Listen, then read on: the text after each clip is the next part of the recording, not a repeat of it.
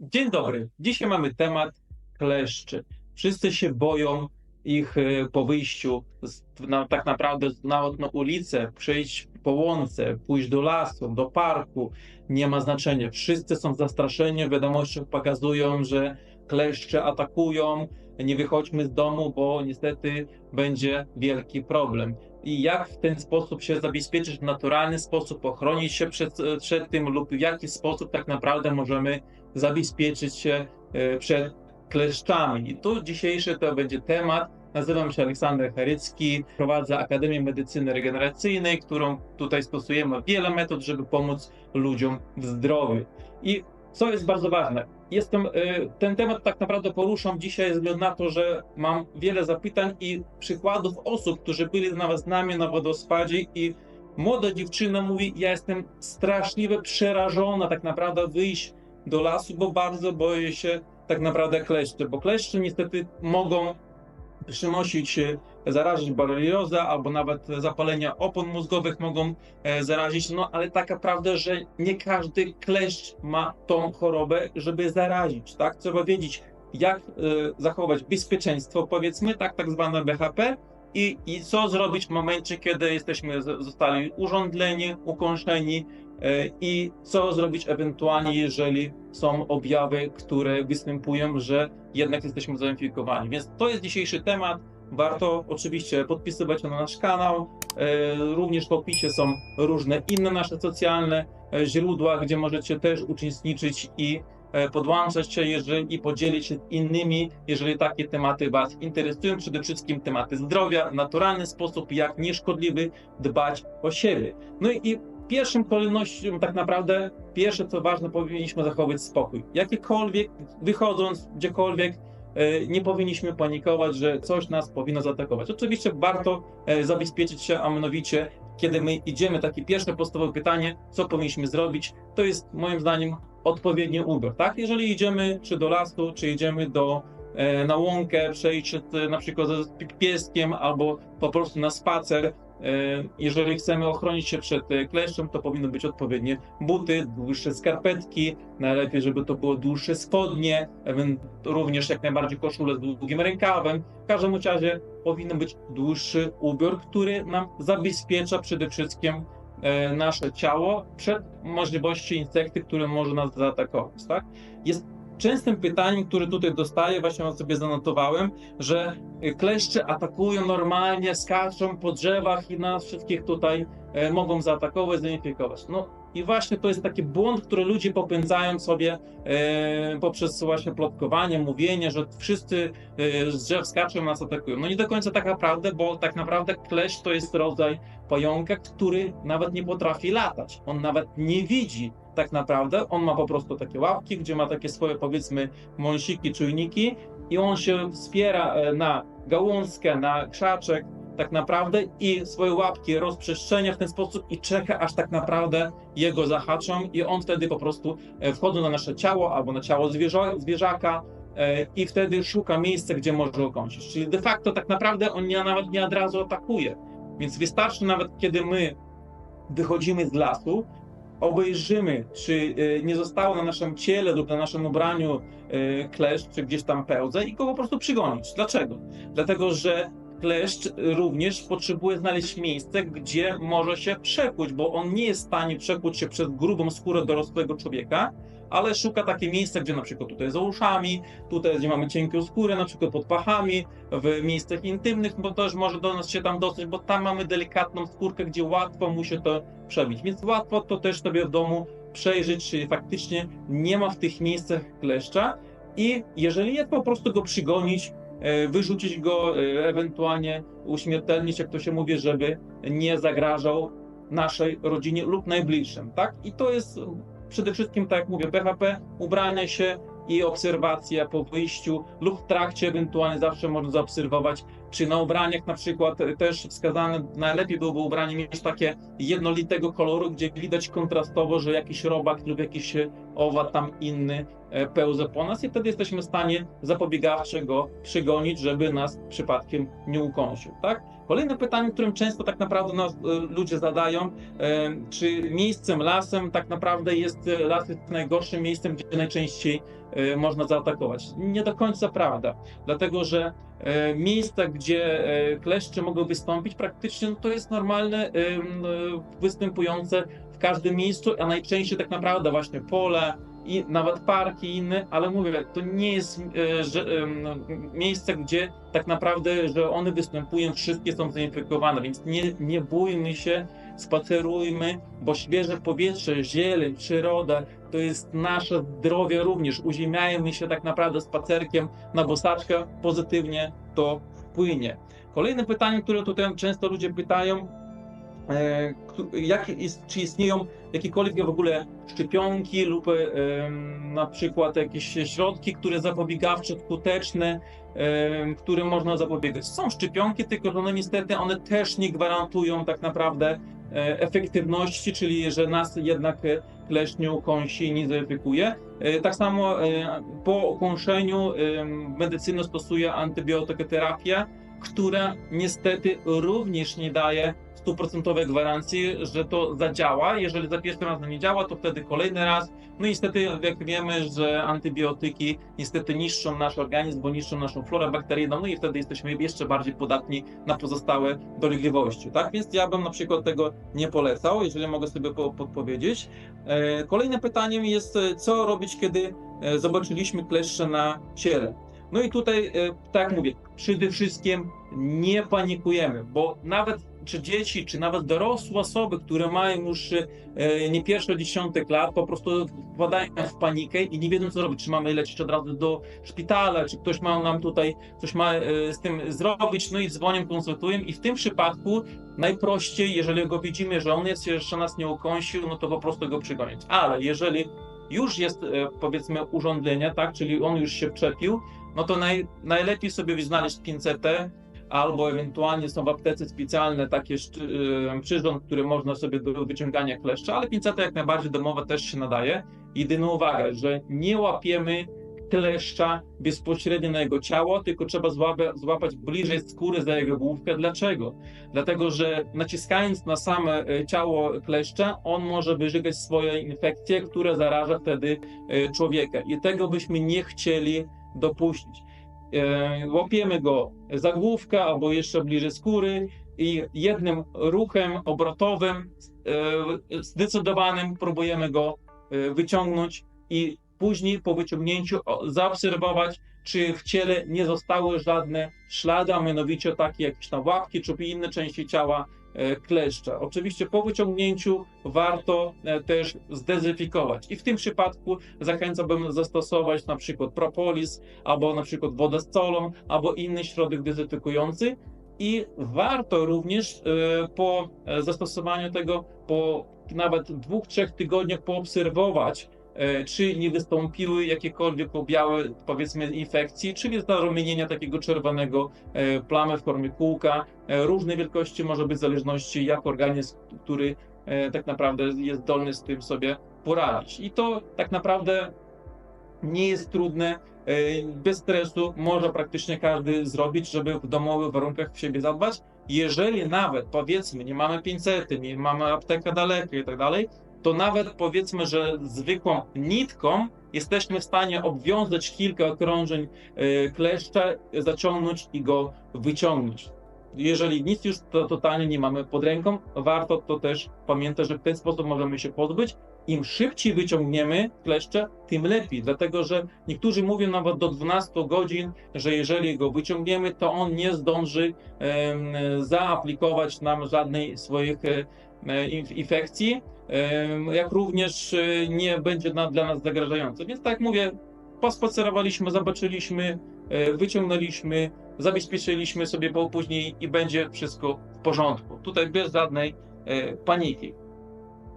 Kolejnym pytaniem jest częstym w jaki sposób możemy również, kiedy usunęliśmy właśnie tutaj, zastosować, zabezpieczyć. To, co właśnie wspomniałem, to jest propolis, soda, przecierać to, nawet kilka dni bym poradził, żeby propolis sobie postosować nie tylko zewnętrznie, ale do wewnątrz, czyli tutaj też warto w tym przypadku wzmocnić swój system odpornościowy i na ten temat, jeżeli chodzi o zadbanie o swoje zdrowie i temat swojego systemu odpornościowego, mamy naprawdę bardzo dużo filmów, zachęcam zajrzeć na nasz kanał i tam jest na pewno tego dużo.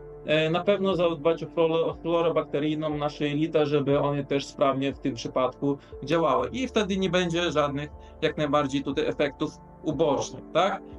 Również warto wspomnieć o rzeczach, których tak naprawdę możemy zastosować przy wyjściu do lasu, do parku, na łąkę, żeby się zabezpieczyć pomimo ubrania, co możemy zastosować naturalnym środkiem, żeby te kleszcze nie chciały nas atakować, tak? Albo nawet jak będą chcieli, to sobie po prostu pójdą w drugą stronę. I co jeszcze ciekawe, że unikajmy w lesie, w parkach i miejsc, gdzie chodzą często zwierzęta, bo kleszcze akurat, po pierwsze, one potrafią wejść na wysokość około 1,5 m, czyli nie ma takiej możliwości, żeby tam 3 metry ją sobie skoczy z góry. Po drugie, kleszcz wyczuwa już około 2-3 metrów nawet odległość człowieka lub zwierzęta, więc jeżeli widzimy, że jest ścieżka przedeptana poprzez zwierzęta, to w tych miejscach może być najczęstsze występowanie tych kleszczy, tak? Czyli jeżeli my pójdziemy ścieżką tam, gdzie ludzie chodzą normalnie, jest szlak na przykład, to tam nie powinno tego być. Chociaż też oczywiście może zdarzyć, ale bardzo rzadko, ale tam, gdzie widzimy, że często na przykład ślady odpadów lub ślady na ziemi po zwierzętach, no to wtedy w tych miejscach może częściej występować. I tego pamiętajmy, żeby tego unikać. Jeżeli chodzi o środki, które tutaj warto w tym przypadku zastosować, jednym z naturalnych środków, które my wcześniej również polecaliśmy i dalej to jest aktualne, to jest ziele wrotycz. To jest generalnie tak zwany kwas, który on ma intensywną, wydzielony taki zapach, taki zapach komfory, tak? I on intensywnie może odstraszać wszystkie generalnie owady, nie tylko również kleszcze, ale również komary, mole i tak dalej. Więc w tym przypadku można sobie, po pierwsze, jeżeli ktoś ma domek, tak, działkę, można sobie posadzić na przykład w ogrodzie, w różnych zakątkach ogrodu, żeby odstraszyć się właśnie takich wszystkich insektów, które mogą nas zaatakować. Po drugie, możemy sobie suszone zioła sobie powiesić na przykład w mieszkaniu czy w domu.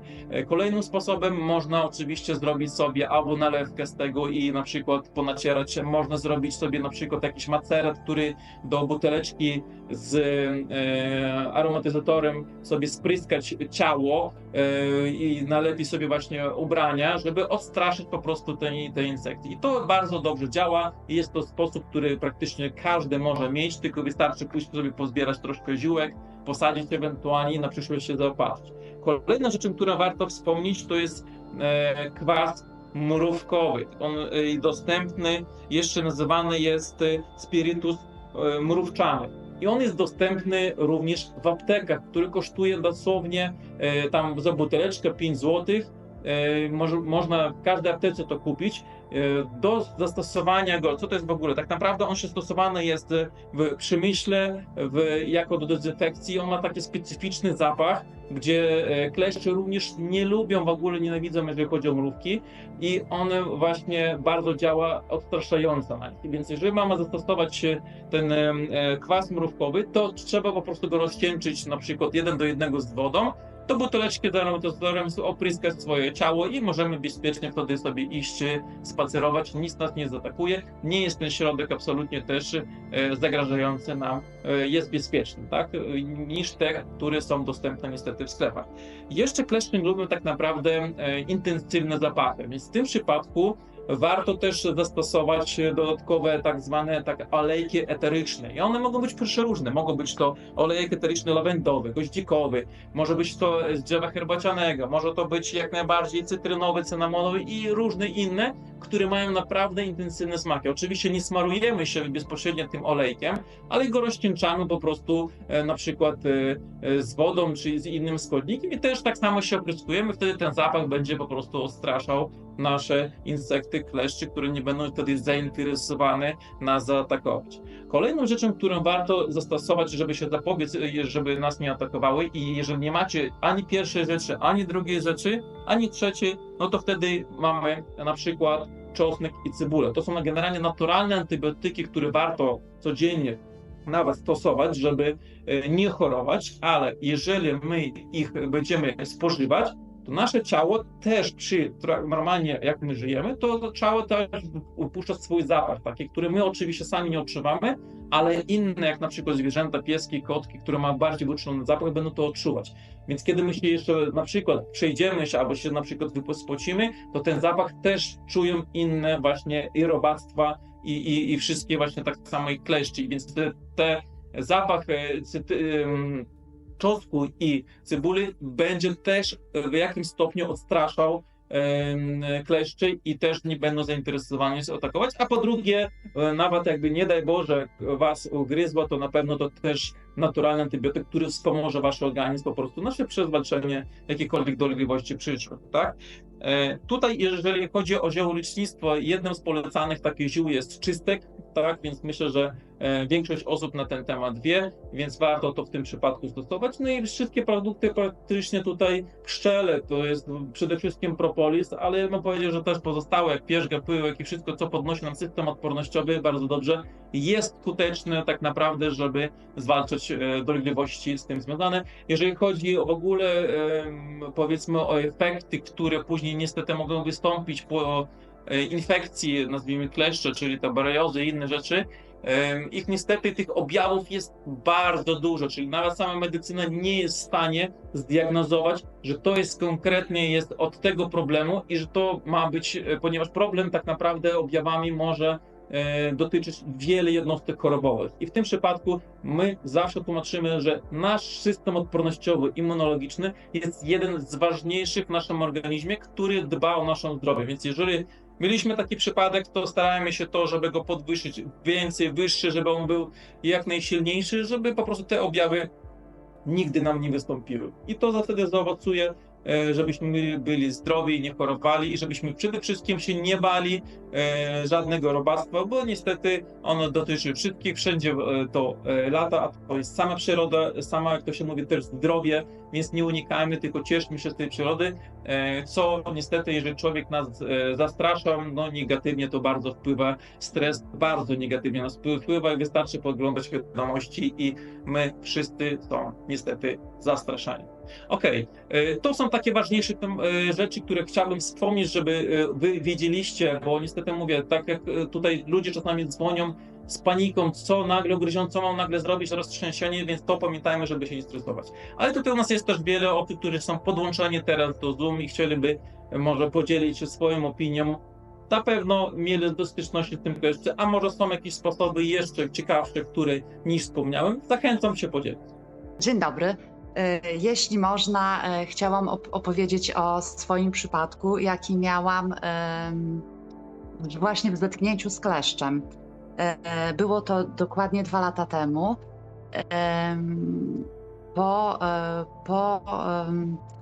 Po tym, jak znalazłam u siebie kleszcza, wystąpił rumień. Ja tak jakby na początku, ponieważ kleszczy w swoim życiu miałam dużo i po prostu nie skojarzyłam tego faktu, że akurat ten rumień jest po kleszczu. Po prostu zbagatelizowałam to, tak? Ale po bodajże tygodniu tak mi coś zaświtało, że ja miałam kleszcza i po prostu akurat w zdjęciu łokciowym, no to faktycznie to jest rumień pokleszczowy, więc zaczęłam działać. I tak, powiem, co stosowałam. Nalewkę z korzenia szczeci, nalewkę z ziela krwiściągu lekarskiego, MMS, czyli chloryn sodu oraz ekstrakt, ponieważ włączyłam już 2 nalewki, żeby zbytnio nie obciążać i tak już obciążonej wątroby, włączyłam jeszcze ekstrakt z propolisu. A oprócz tego miejscowo zastosowałam pijawki na rumień i dodatkowo, żeby wspomóc pracę wątroby na okolicy wątroby. I muszę powiedzieć, że ponieważ robiłam też badania, żeby sprawdzić, jak to działa, po prostu byłam naprawdę bardzo mile zaskoczona, że wszystko zadziałało i u mnie nie wystąpiły żadne neuroboreliozy, po prostu nic z takich rzeczy. Poza tym mało tego, w zeszłym roku mieliśmy w rodzinie przypadek, kiedy mama mojego męża też miała kleszcza, też wystąpił, też na ręku i wystąpił rumień. Od razu wszystko zastosowaliśmy, naprawdę wszystko zadziałało. I mam nadzieję, że po prostu bardzo cieszę się, że mogę powiedzieć o swoim przypadku, że to naprawdę działa, że nie ma się czego bać, po prostu trzeba odpowiednio, umiejętnie zadziałać i wszystko zda egzamin. Dziękuję. Super, dziękuję za Pani opinię, gratulacje, że Pani się udało. Jak widać, jest wiele takich przykładów, gdzie nawet bez antybiotyków można zwalczyć takie dolegliwości.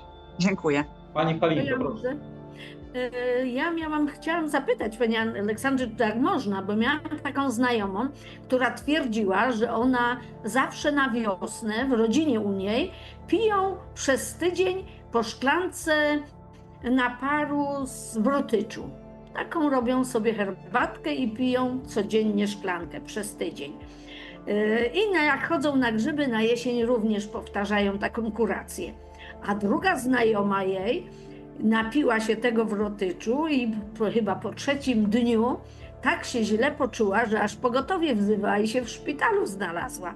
I jak ten wrotycz, możemy czy nie możemy? No jednej pomagało, a druga mówi, że chyba od tego w szpitalu była. Bardzo dobre pytanie. Czy wrotycz, czy tak samo piołun, są to zioła, które zawierają jakąś ilość tujon? No i uważane, że w dużych ilościach oczywiście to jest trujące. W pierwszym przypadku Pani powiedziała, że nawet cała rodzina stosowała i pomogło i super, i myślę, że w większości przypadków też tak może być. W drugim przypadku prawdopodobnie zaowocowało to, że ta druga osoba miała niestety bardzo dużą ilość pasożytów i one niestety się uaktywniły i organizm sobie z tym po prostu docelowo nie poradził. Więc warto oczywiście, jeżeli nikt wcześniej nie stosował tych ziół, to po prostu w mniejszych ilościach sprawdzić przez kilka dni. Jeżeli jest ok, to wtedy można zwiększyć. I to, co Pani mówi, jak najbardziej, to co właśnie też mówiłem, że wrotycz też można jak najbardziej, czy w formie nalewki, czy tam nawet herbatki, jak Pani tutaj mówi, jest bardzo super pomysłem, dlatego że wtedy nasz organizm nawet przez te płyny wytwarza w środku, powiedzmy, tę jakąś obronną powłokę w naszej skórze, tak, czyli te zapachy, i nasze insekty, czyli tak zwane kleszcze, czy inne owady po prostu się będą tego bały, tak? Tak jak mówiłem, wrotycz jest jedno z lepszych ziół, jeżeli chodzi o odstraszania jakichkolwiek tak naprawdę owadów, tylko że no niestety to jest za darmo, leży wszędzie dookoła, rośnie chwast i jego nikt nie chce tak naprawdę wykorzystywać, bo on jest za darmo po prostu. To ja jeszcze dopytam, bo mam rzeczywiście pół litra nalewki z wrotyczu. Jak ją sobie diagnozować? To w zależności, jakie koncentracje Pani zrobiła. No zacząć na przykład pod małe łyżeczki, sprawdzić, czy jest ok przez kilka dni, później zwiększyć ilość na przykład do, powiedzmy, tam 20 ml kieliszek, jak wypijemy, powinno być w porządku, ale to mówię, w zależności, jakie koncentracje Pani, z czego, jakiej proporcje Pani robiła. Pani Dorotka, proszę. Dobry wieczór wszystkim. Ja się chciałam czymś podzielić, przy czym ja mówię, ja tego nigdy nie użyłam, bo mnie ciągnie do lasu. No po prostu lubię, a mam mało okazji, żeby w tym lesie być. I to już parę lat temu, jak mnie nastraszyli, nie chodzi do lasu, kleszcze, co ty tamtego, nie. No to powiedziałam, że i tak pójdę, ale poszłam do apteki zapytać, co oni na te kleszcze mają. No i tak, ten spirytusz mrówczany, mrówkowy, czy jak on się tam nazywa, no to zawsze tam w plecaczku można mieć, w aerozolu. Natomiast co ja takiego kupiłam, i to ja tego mówię, nigdy nie użyłam, więc nie mogę powiedzieć, że działa, bo używałam. Natomiast to jest, pudełko wygląda tak, kleszcz out, tak? I co to jest? To jest w zasadzie taka strzykawa. No taka piątka, tylko nie z tym takim malutkim tym wyjściem, tylko to jest takie większe. Więc na dobrą sprawę, to jakby obciąć taką strzykawę, no to jest coś podobnego. I chodzi o to, że tego kleszcza się nie wykręca, tylko się odsysa. Przynajmniej tak napisali w instrukcji. Przy czym ja mówię, że ja tego nigdy nie użyłam, ale urządzenie mam. Więc no może coś w tym jest. I ja jeszcze w internecie widziałam coś takiego, tylko no kawał, nie kawał, ale ewidentnie jacyś medycy młodzi pokazywali obciętą strzykawkę i jak to kleszcza można odsysać. Czy to jest skuteczne? Nie wiem, ale próbować można. No to tyle z moich tych pomysłów i mam nadzieję, że nie będę musiała tego używać. No i dziękuję. Dziękuję za Pani przykład. Uważam, że to jest dobry sposób, ale na początek, to znaczy kiedy jest świeżo ukąszone i kiedy kleszcz jeszcze się nie wbił głęboko pod skórę. Dlaczego? Dlatego, że kleszcze mają, powiedzmy, w swoim takim dzióbku, to nie jest takie, powiedzmy, jak igła, tylko on ma jeszcze takie specjalnie jeszcze ząbki poprzeczne, które po prostu się klinują, żeby nie oderwać się, tak? Więc jeżeli to już, powiedzmy, trwa, powiedzmy, tych więcej niż 6-12 godzin, podejrzewam, to będzie po prostu trudniej w ten sposób zrobić, ale oczywiście, jeżeli to mamy tylko i wyłącznie, to warto w tym przypadku zastosować. I co jeszcze warto też wiedzieć, że kleszcza też niektórzy próbują na przykład zdezynfikować albo coś tam zrobić zapobiegawczo, albo czymś go otruć i to nie jest też wskazane. Dlaczego? Dlatego, że on może w tym momencie, kiedy jemu coś zagraża, też również wyżygać z siebie te właśnie infekcje i to trafi do nas do ciała. Dlatego najlepiej po prostu go mechanicznie w pierwszej kolejności go wyciągnąć i to dopiero wtedy obserwujemy, czy nic nie zostało. Jeżeli coś zostało, to staramy się to jak najszybciej usunąć normalnie i wtedy dopiero ewentualnie zabezpieczamy środkami wcześniej oczywiście wspomnianymi. Dzień dobry wszystkim. Ja mam pytanie, ponieważ znajoma miała syna, który został ugryziony przez kleszcza w głowę i potem po jakimś czasie stwierdzono u niego chorobę dwubiegunową i psychiatrzy powiedzieli, że to po prostu jest choroba dwubiegunowa, a ona to połączyła gdzieś właśnie z tym ugryzieniem kleszcza.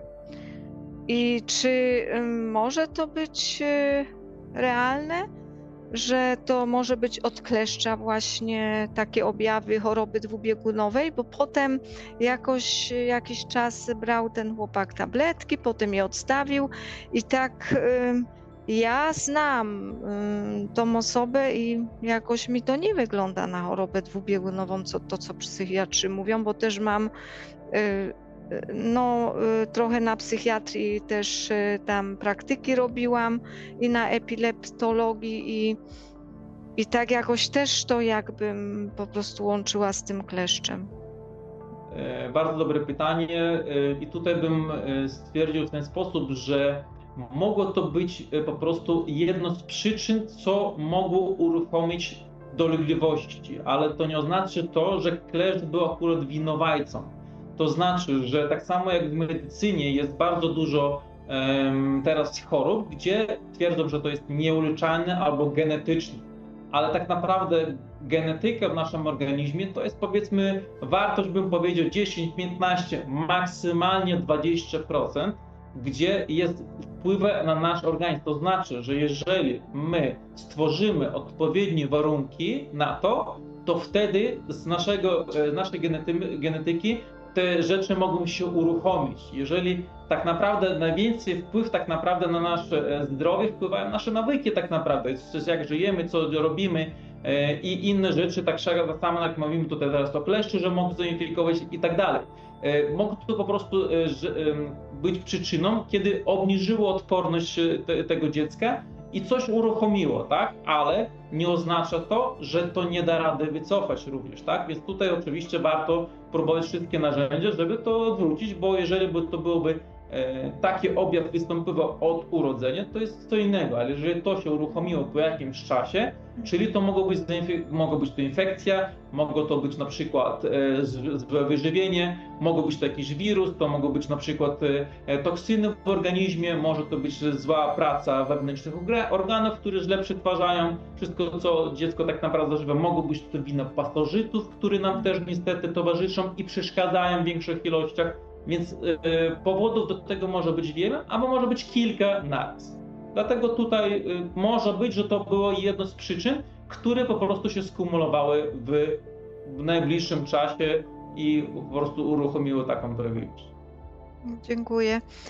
Ja odnośnie wrotyczu, to chciałabym powiedzieć, że przypomniało mi się, jak byłam dzieckiem, jak babcia, ja nie wiedziałam, że to się wrotycz nazywa. Wiem, że takie zioła jak wrotycz wisiały zawsze u nas przed drzwiami, koło okien, wszędzie po prostu wisiały te zioła i w sumie nie wiedziałam dlaczego. Dopiero potem, jak zaczęłam się tym interesować, to po prostu przyszło mi to do głowy, no, że ludzie starsi, jak nasi przodkowie, po prostu wiedzieli o takich rzeczach i to robili.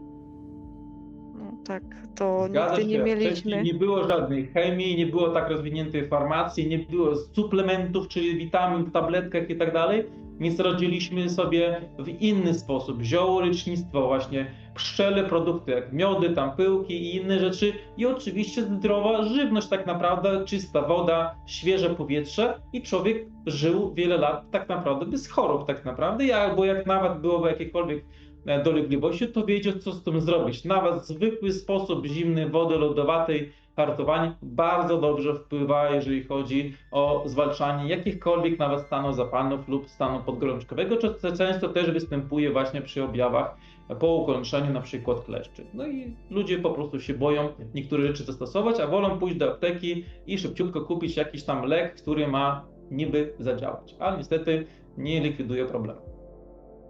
Te wspomniane tak naprawdę wrotycz, też tak wspomniałem teraz okres letni i mamy dużo komarów i jeżeli chcemy uniknąć na przykład tak naprawdę stosowanie innych środków, które mogą nam powiedzmy być szkodliwe, to jak najbardziej, tak jak mówiłem, działa bardzo efektywnie. Tak jak tutaj pani wcześniej wspomniała, możemy to sobie rozwiesić w mieszkaniu, możemy to sobie rozsadzić w doniczkach, jeżeli ktoś bardzo chce, to jest roślina wielosezonowa, więc nie trzeba to szukać co roku, to się bardzo dobrze rozsiewa, bo z tym naprawdę nie ma problemu. Więc ja zachęcam zainteresować się, jeżeli chcemy zadbać o swoje zdrowie w naturalny przede wszystkim sposób. No dobrze, no to słuchajcie, ja bardzo cieszę się, że my mogliśmy dzisiaj poruszyć ten temat. Mamy sporo tutaj osób obserwujących. Cieszę się, że nasze grono coraz bardziej się powiększa. Prowadzimy takie audycje, tematy różne, staramy się je omówić, jak różne dolegliwości, zdrowotne problemy likwidować w naturalne sposoby. Robimy to praktycznie co tydzień, więc jeżeli ktoś jest pierwszy raz, oczywiście zachęcam zainteresować się lub nawet się podzielić taką informację z innymi, z znajomymi czy z rodziną, żeby też mogli w naturalny sposób, zdrowy sposób, holistyczny sposób zadbać o swoje zdrowie, żeby być tak naprawdę zdrowym, no bo przecież to jest jedno z ważniejszych rzeczy w naszym, jeżeli zdrowia nie ma w naszym życiu, no to co to tak naprawdę możemy dalej robić, bo ludzie, którzy do nas niestety się zgłaszają, wiele jest historii takich, że są wiele lat na antybiotykach, szukają, po specjalistach jeżdżą, nie mogą sobie znaleźć rozwiązania i to jest przykre rzeczy, bo niestety brak jest wiedzy, brak edukacji i do tego dążymy, żeby przywrócić tą wiedzę tak naprawdę ludziom, którzy po prostu no, nie mieli może wcześniejszej edukacji lub poprzez wszystkie te media lub powiedzmy dezinformacje nas po prostu chcą nam bardziej zaszkodzić niż pomóc. Dlatego ja oczywiście ze swojej strony życzę wszystkim dużo zdrowia, nie chorujcie, nie bójcie się wychodzić na zewnątrz. Przyroda to jest nasz tak naprawdę przyjaciel, korzystajmy z tego na spacer, również czasami trzeba, tak jak mówiłem, również pójść na bosaczkę, uziemić się, posłuchać ptaszki, pooglądać zielenie, pozbierać te naturalne ziółka i wracajmy do tej przyrody, żeby być cały czas z nią w kontakcie. Ja życzę Wam zdrówka, nazywam się Aleksander Karycki i zapraszamy w przyszłości na kolejny temat.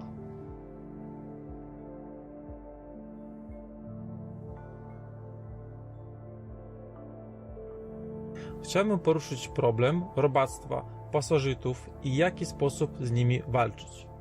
Coraz częściej słyszę: nie idź do lasu, bo w lesie są kleszcze. Z obawy przed roznoszonymi przez nie chorobami ludzie zaczynają rezygnować z aktywności na świeżym powietrzu. Kleszcze są najgroźniejszymi pasożytami zwierzęcymi człowieka i po komarach największymi przenosicielami wielu chorób zakaźnych. Między innymi to mogą być wirusy, bakterie, pierwotniaki powodujące choroby groźne dla zdrowia człowieka, a nawet życia człowieka. Szybkie usunięcie kleszcza ze skóry zapobiega wprowadzeniu dużej ilości toksyn. Jak usunąć kleszcza? Uchwycić delikatnie pincetą przyczepionego kleszcza przy samej skórze i wyciągnąć zdecydowanym ruchem obrotowym. Po wyjęciu kleszcza miejsca ukucia starannie zdezynfekować.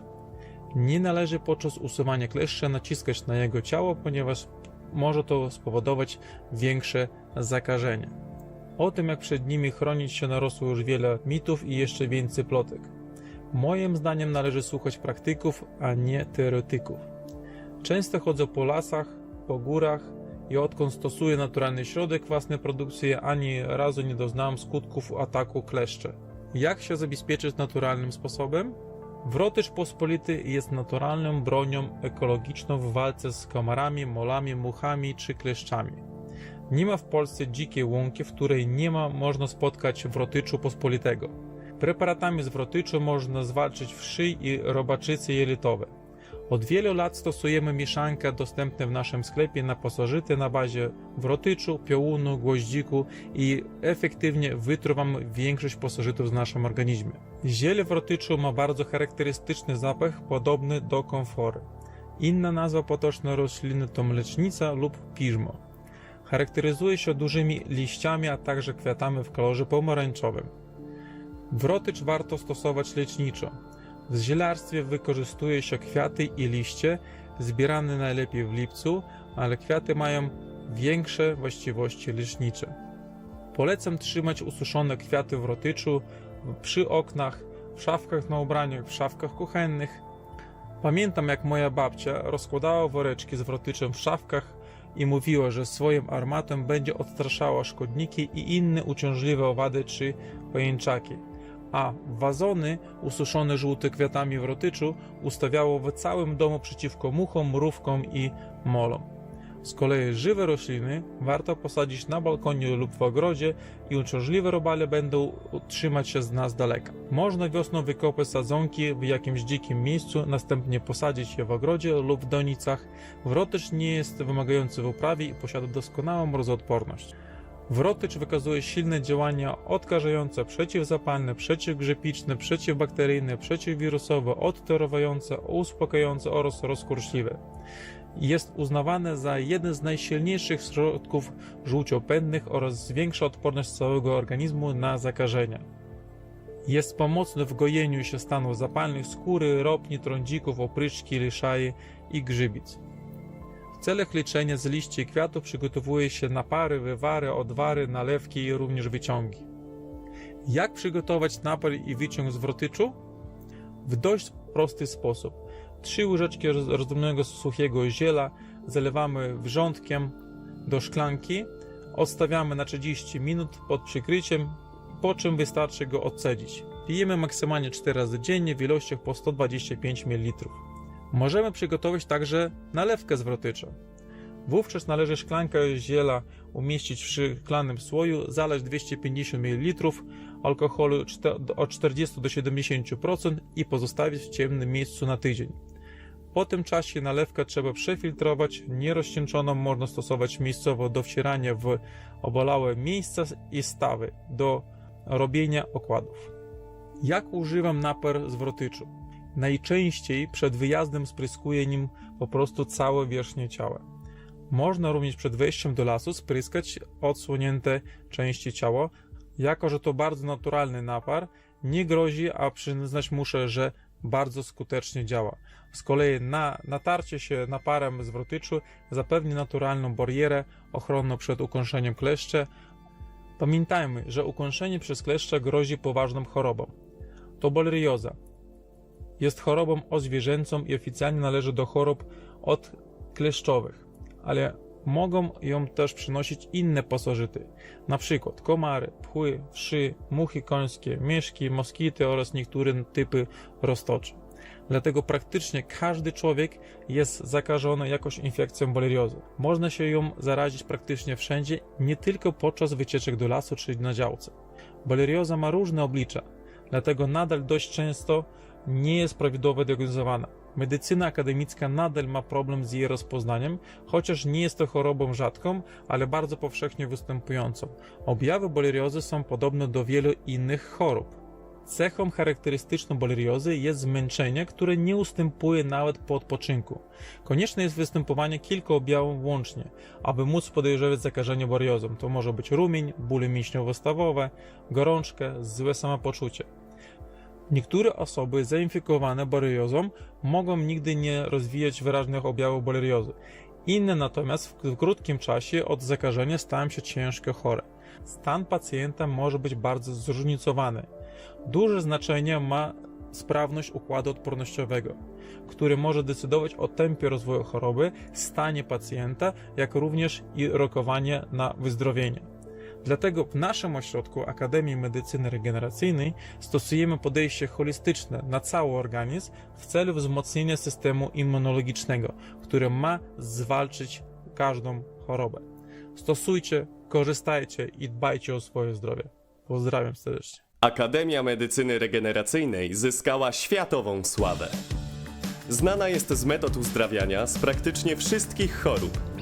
Jest jedynym miejscem na świecie, gdzie wykorzystuje się autorskie metody detoksykacji organizmu oraz podnoszenia systemu odpornościowego człowieka, a te potrafią zdziałać cuda przy uzdrawianiu całego organizmu od podstaw. Holistyczne, naturalne metody uzdrawiania odmładzają, przywracają możliwości rezerwowe organizmu człowieka, a nawet mogą uzdrowić z ciężkich, przewlekłych, nieuleczalnych i genetycznych chorób.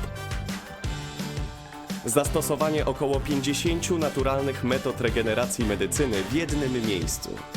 Między innymi oczyszczaniu jelit, wątroby, organizmu z pasożytów, układu limfatycznego oraz pobudzenie systemu odpornościowego do walki umożliwia obdarowanie ludzi drugim życiem.